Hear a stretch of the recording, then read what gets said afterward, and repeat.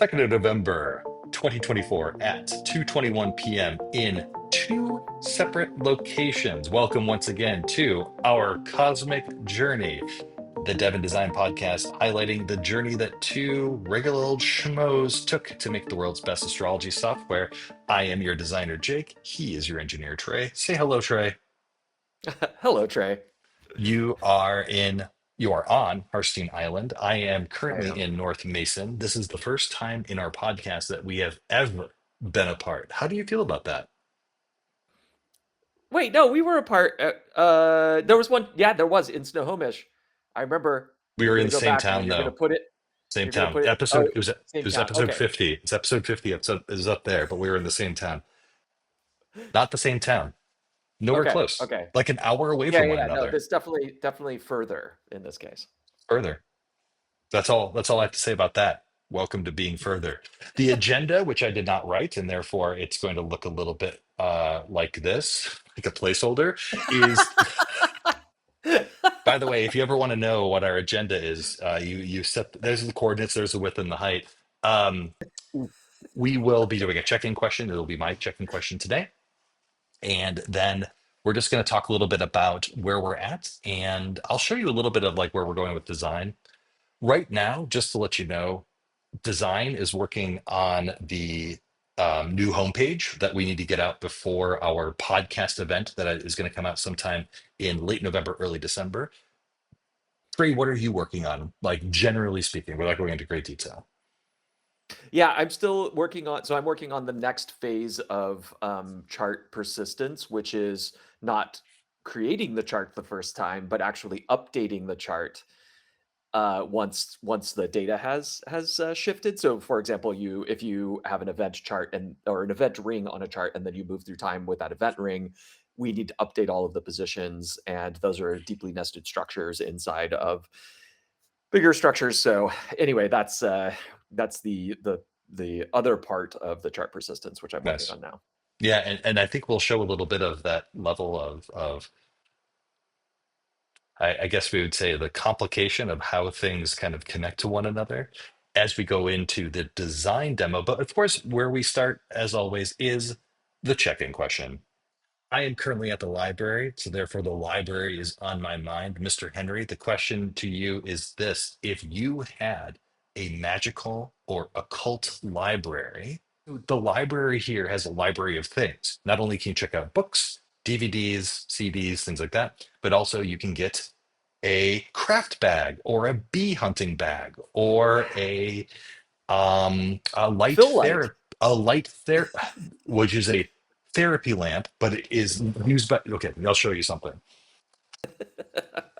This is a therapy lamp that I use as a fill light because that's how I am.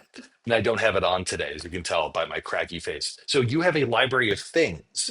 In your magical library, your occult library of library of things. What is in what's part of your collection? Oh, for library of things. Oh, that's a really good one. Because I feel like a library of things for a sorceress library probably has to include some kind of like nice selection of materia magica and so like stones of various nature and variety. But clearly mine would also have like lots of divinatory items, so lots of tarot decks and different oracle decks and things like that. Also probably some knuckle bones and some yarrow stocks and coins and things like that. But I just had a thought actually about so wizard tower libraries are always getting robbed throughout history. And so, for example, John Dee's like amazing library, which was one of the best libraries in the world at the time, was like completely raided while he was away somewhere. I don't know the full details of the story. Anyway, uh, and so my thought is, you always have uh, everybody always assumes that there's like a locked gilded section, which has the most potent and the Yeah. most like magical of books. This is No, where we my keep this is library where is we the keep our this is where we keep our iron here at the library in the locked section. Like in the here lock at section. yeah. The Yeah. So clothing if you iron. if you ever need an iron, as part of the makerspace, you come down to North Mason Library, and I got to get the key for you. What is in the Magica Materia Magica library that's under lock and key? No, no, no. I think it's books, or maybe yeah, maybe a combination. But the trick is that you put like totally like flashy but complete like garbagey stuff in the locked case Mm, because that's what the people who come and like try to rob your library are going to go for. They're going to go for the stuff that's in there, and yeah. actually you just have like, oh, this is like children's literature over here, and that's where all the like super potent stuff Ah, is. so you put the Patterson books in basically the magical version of the Patterson books lock and key, even though they're garbage. And then you keep in the children books, like the picture books, the good stuff. Like Yeah, in the dinosaur section, you have to kind of hunt it out. yeah, yeah, yeah. And maybe Understood. like you have covers over the books that like make them look like children's books. Yeah. Um, I think for me, I love that answer. I think for me, what I would want is a magical jewelry collection that you could check out 21 days at a time, one renewal available. And you just wear, like you wear your talisman. You're like, I need to work on Jupiter. Like, I'm gonna wear my talisman. 21 days only to work on Jupiter. So, get at it. And then we have to move on.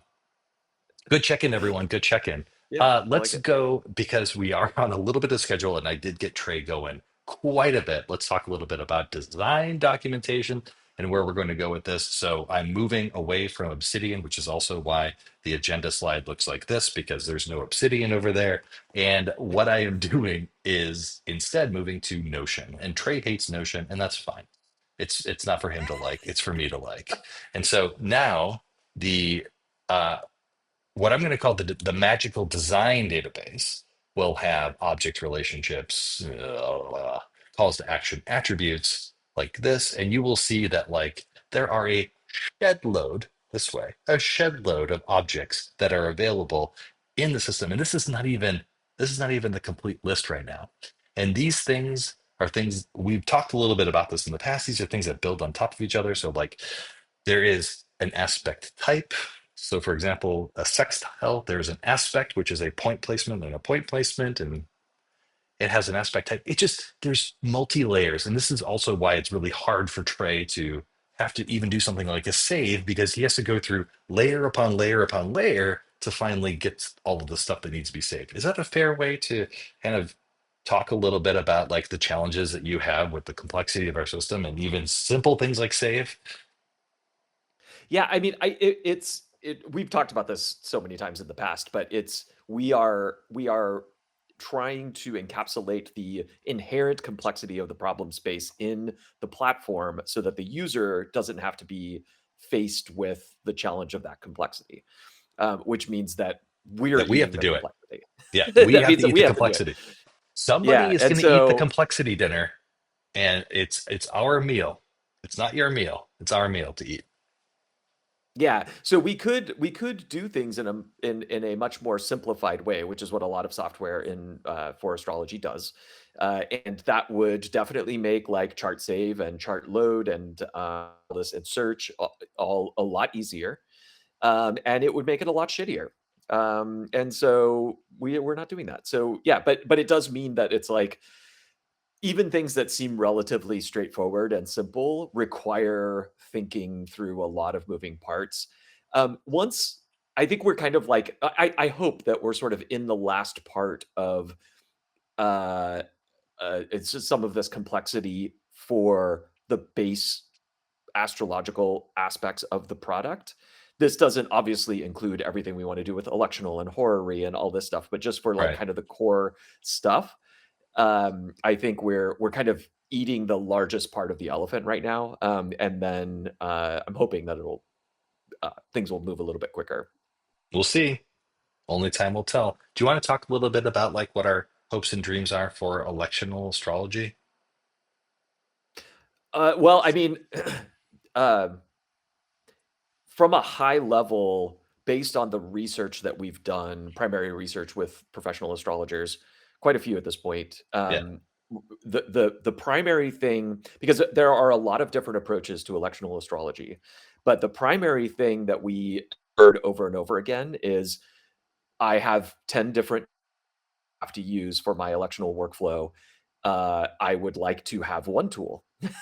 Yeah. And I think, the goal for us is to provide one tool that gets you through electional and and makes it so that um, you have sort of like one tool to rule them all, basically.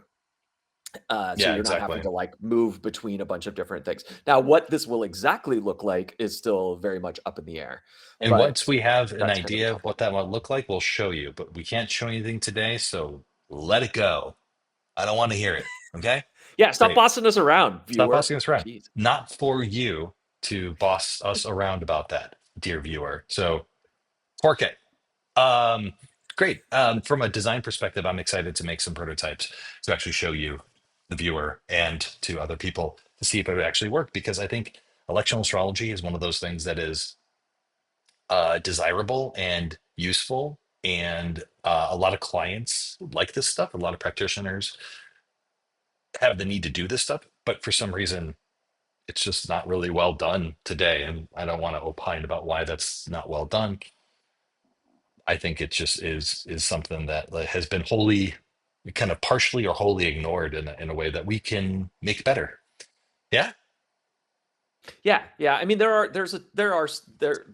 things out there that vary from like our own Urania to to tools that allow you to like do some querying where you can say like, I want this aspect, or I want, I don't want the moon void, of course, and things like this. But a lot of them are pretty clunky, slow, and a lot of the time, the software that has that kind of querying tooling is generally not the software that astrologers want to use for their normal day to day.